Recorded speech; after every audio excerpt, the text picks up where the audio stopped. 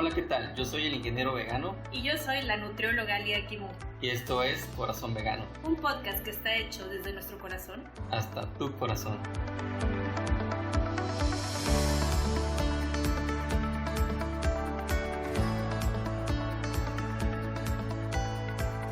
Hola a todas y a todos, es un gusto para mí saludarles en este episodio más del podcast Corazón Vegano. Les cuento que me encontraba viendo los números de las personas que nos hacen favor en escucharnos y vi que uno de los episodios que tenía más reproducciones era el de la historia oculta del amaranto. Así es que hoy les traigo un nuevo episodio para seguir con esta sección y me da gusto que les haya agradado. En mi opinión, es importante conocer de dónde es que vienen nuestros alimentos. Y sé que quizás no le ponemos mucha atención a lo que estamos comiendo. Por ejemplo, en consulta hacemos el ejercicio de que yo les pregunto, cuéntame todo lo que comiste el día de ayer. Y la mayoría de los pacientes no recuerdan. Si yo les preguntara en este momento, ¿qué fue lo que comieron el día de ayer? Seguramente la mayoría se quedaría como, ¿qué comí? Y esto es así, no ponemos atención a lo que estamos comiendo porque es una actividad que ya hacemos de manera tan mecanizada que no ponemos atención a si realmente los alimentos que estamos consumiendo son de calidad. Y no es que yo esté juzgando esto o que digo que realmente sea nuestra culpa, solo que nos estamos convirtiendo en víctimas de la industria alimenticia, que realmente solo nos da productos ultraprocesados, pero que no nos nutren. Y entonces, si algo sabe bien, decimos, ok, sabe bien, no tuve tiempo de cocinarlo, voy al paquete, voy a las galletas, voy al café de la mañana que tengo tan cerca y no estamos poniendo atención realmente a que nos nutra, sino que simplemente nos ayude con esa necesidad de comer, no tener hambre y ya está. Creo que al nosotras ser veganas y veganos, hemos decidido de alguna manera poner más atención en esto, de dónde es que proviene nuestra comida. Voy a poner ejemplos. Cuando tú estás haciendo activismo en favor de los animales, te das cuenta que los argumentos que dice la gente es, por ejemplo, no, pero si las vacas viven felices, yo veo los anuncios de la leche Lala en donde se ve la vaca en mucho espacio, pastando junto a otras vacas, muy feliz, y esto realmente no es cierto. Si las personas conocieran todo el martirio por el que pasa una vaca para que pueda dar leche. Otro de los argumentos es que hay gente que ni siquiera sabe que las vacas tienen que ser violadas una y otra vez, forzándolas a tener bebés para después robarle la leche a esos bebés y que pueda llegar hasta el consumidor. Y hay mucha gente que no sabe, hay gente que simplemente piensa que las vacas dan leche solo porque sí. Y este tema de las vacas lecheras, esto es a lo que me refiero. La industria se aprovecha de nuestro desconocimiento que no meramente es nuestra culpa porque hoy en día hay tantas cosas que hacer que simplemente la alimentación la hemos vuelto un acto mecanizado. Es como la famosa frase de Paul McCartney que nos decía que si los mataderos tuvieran paredes de cristal, todos seríamos vegetarianos. Cuando la carne llega a nuestro plato en forma de filete, nosotros ya no tenemos esa capacidad de conectar con lo que era antes un ser vivo que tenía una familia, que tenía ganas de vivir, que no quería sufrir, que tenía una cara, que tenía hermanos. Ya no conectamos, simplemente lo vemos como un trozo de filete y hay que comerlo porque tiene proteínas y yo tengo hambre, simplemente, ¿no? Entonces la intención de conocer de dónde provienen nuestros alimentos nos permite hacer esa reconexión con ellos y que se nos antoje de una manera natural nutrirnos de manera sana. No porque alguien nos diga que tenemos que hacerlo, no porque los estereotipos de belleza lo marquen, sino porque de verdad nazca de nosotros comer algo que tiene tanta historia, que es una historia tan bonita y que por eso se nos antoja comerlos. Entonces es por eso que yo he sacado estos episodios con esta intención. Y empecé a titularlos La historia oculta de, no porque realmente sea una historia que está oculta por sí misma y que no quiere que se conozca, sino que antes yo era muy fan de un youtuber que tenía estos temas y siempre ponía la historia oculta de y así, ¿no? Entonces, en honor a ese youtuber que me gustó en ese tiempo, es que yo titulo los episodios La historia oculta de. Y bueno, eso es un poco sobre el por qué mis episodios se llaman así, pero vamos a entrar ya de lleno con el tema. El día de hoy vamos a ver La historia oculta de los frijoles. El frijol pertenece a la familia de las leguminosas. Hay aproximadamente 150 especies conocidas del frijol, de las cuales 67 son originarias de México. Por ello es que se puede afirmar que México es el país centro de origen de esta planta.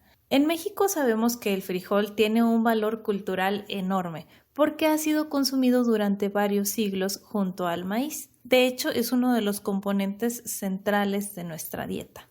De hecho, yo recuerdo que en la casa de mis abuelos nunca faltaba la tortilla de maíz y los frijoles. Los frijoles se llevaron de México a Europa en la época de Cristóbal Colón y también los conocemos con otros nombres. Por ejemplo, poroto, alubia, carota y judía. Como lo comentábamos, el frijol en su combinación con el maíz fue una de las principales fuentes de energía de la dieta mesoamericana actual y de la dieta prehispánica. El frijol es la principal fuente de proteínas de origen vegetal que se conserva en nuestros días. La dieta mesoamericana combinaba alimentos que proveen la totalidad de aminoácidos indispensables.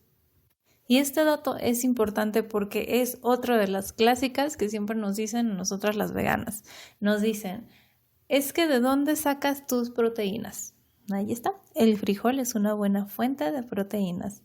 Y en las preparaciones en las que las utilizamos combinados junto a otros alimentos, pues vamos obteniendo mayor cantidad de nutrientes. Por ejemplo, si tomamos los frijoles, que son una buena fuente de hierro, y los combinamos con algún cítrico, lo que pasa es que el hierro lo hacemos más fácil de absorber.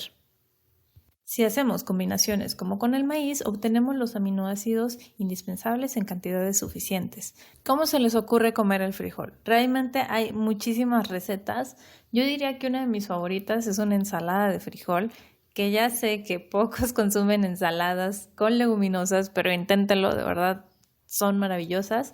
Esta ensalada de frijol se las comparto, la hago con frijol negro, utilizo maíz amarillo, jitomate, pepino, limón, sal de mar, aceite de oliva, revuelvo todo muy bien y lo acompaño con tostadas de maíz. Y esta es una de mis recetas favoritas, pero bueno, hay muchas recetas con frijoles de las cuales podemos echar mano, ahora que ya sabemos que son una buena fuente de proteína y de hierro. Lastimosamente, en México se ha dejado de consumir el frijol. El consumo per cápita es de 9 kilogramos por año, o sea, 24.7 gramos por día. Y es solo la mitad de lo que había en 1990. En 1990 se comían 18.9 kilogramos por año, o sea, 57.7 gramos por día.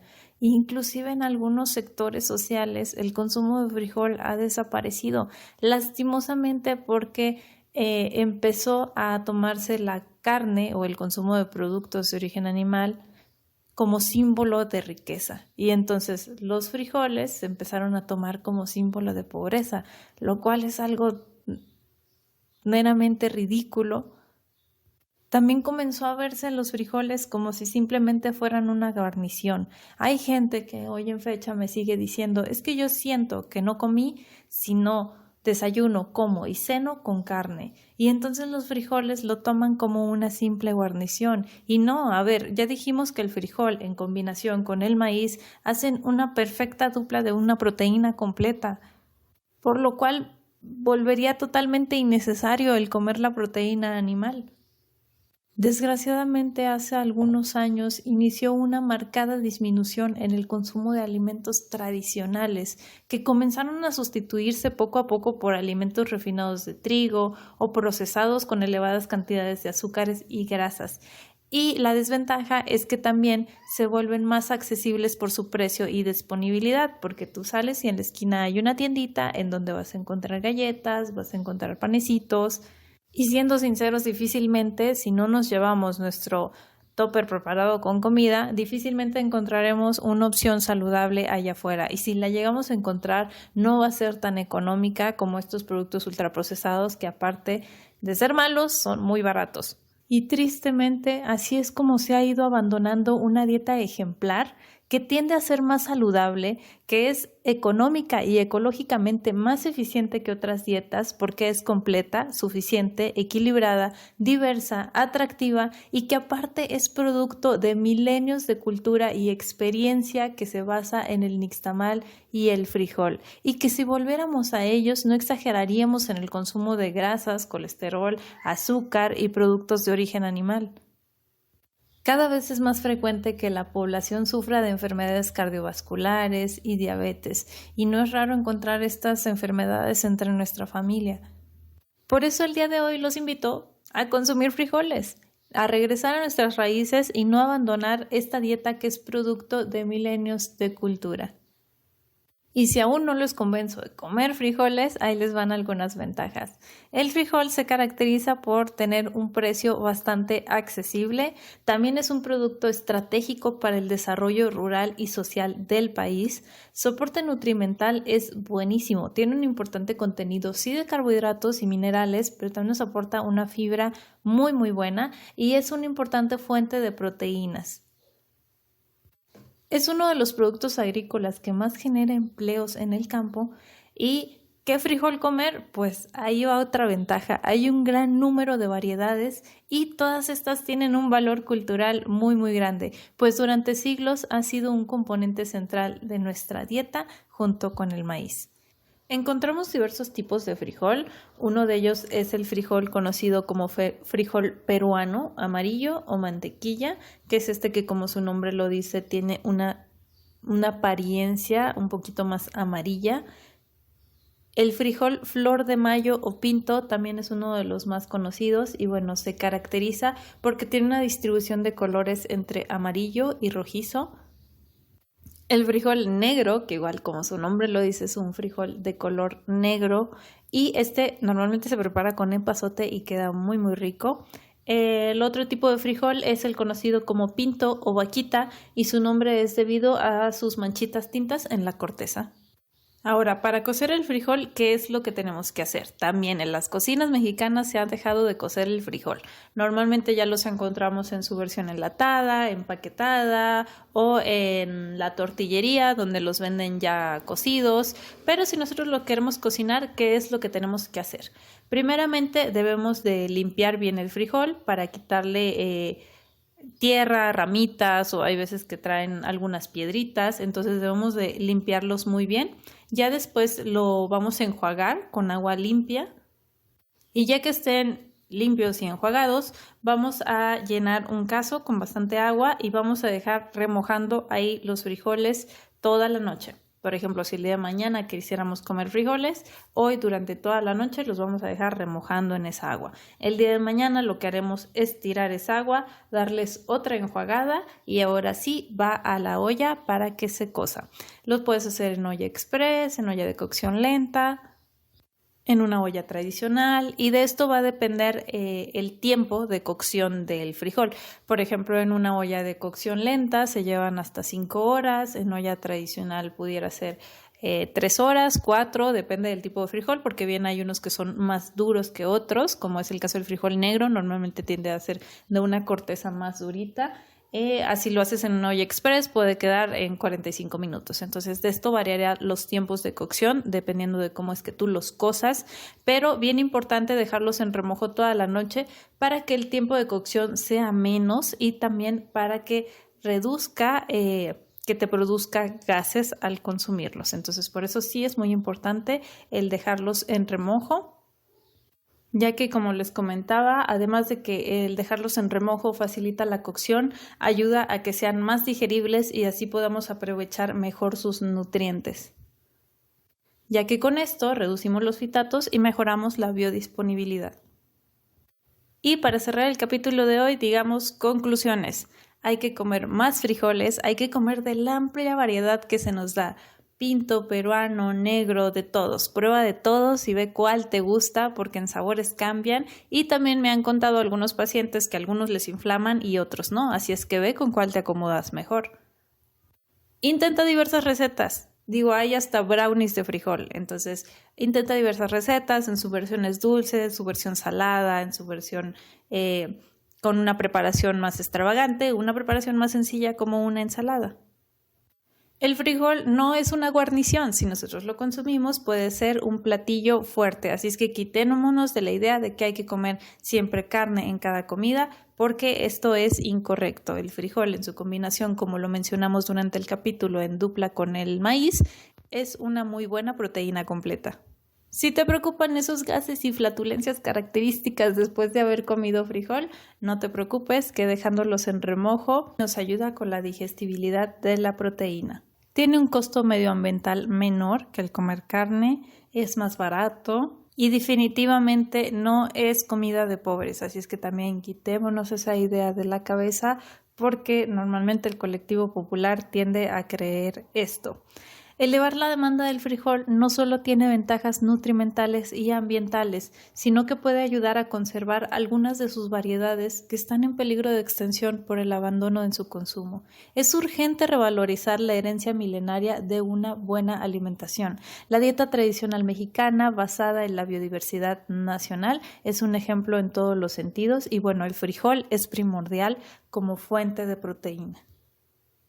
Y no los voy a dejar ir el día de hoy sin una historia porque a mí me encantan las historias y hoy les voy a contar sobre el caso de los indios papagos.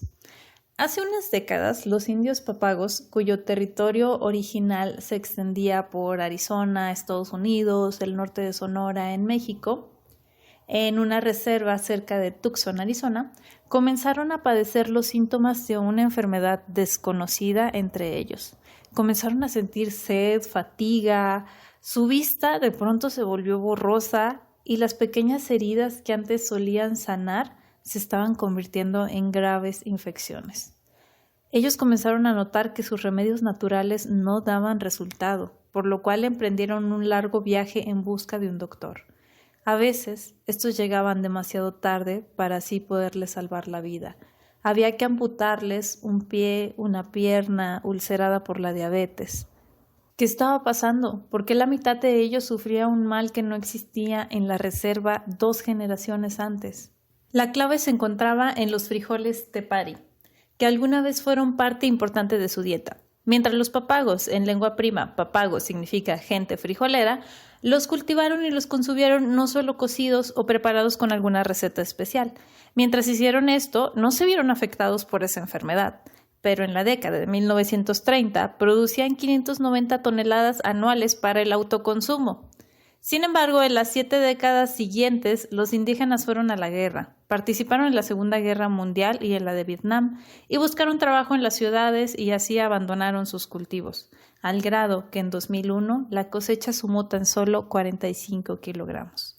Esta situación provocó un cambio radical en la dieta de la comunidad, que se hizo aficionada a las harinas refinadas, el azúcar, los refrescos de cola y la comida rápida de venta en las cercanías de la reserva. Esa modificación tan abrupta de la dieta provocó que pronto aparecieran casos de obesidad, hipertensión y diabetes. Actualmente se desarrolla un programa para impulsar un regreso a la dieta tradicional y abatir la epidemia que diezma a la comunidad. La gran lección que nos deja esta historia es que la centenaria dieta mexicana de tortillas, chile y frijoles, que suele mencionarse con desdén, resulta mucho más sabia de lo que parece. Y eso es todo por el capítulo de hoy. Coman frijoles, aumenten su consumo de proteínas vegetales y la fuente de todo lo que les acabo de contar se las voy a dejar por aquí en la descripción del capítulo por si quieren informarse un poquito más. Espero que les haya agradado y nos vemos en la siguiente.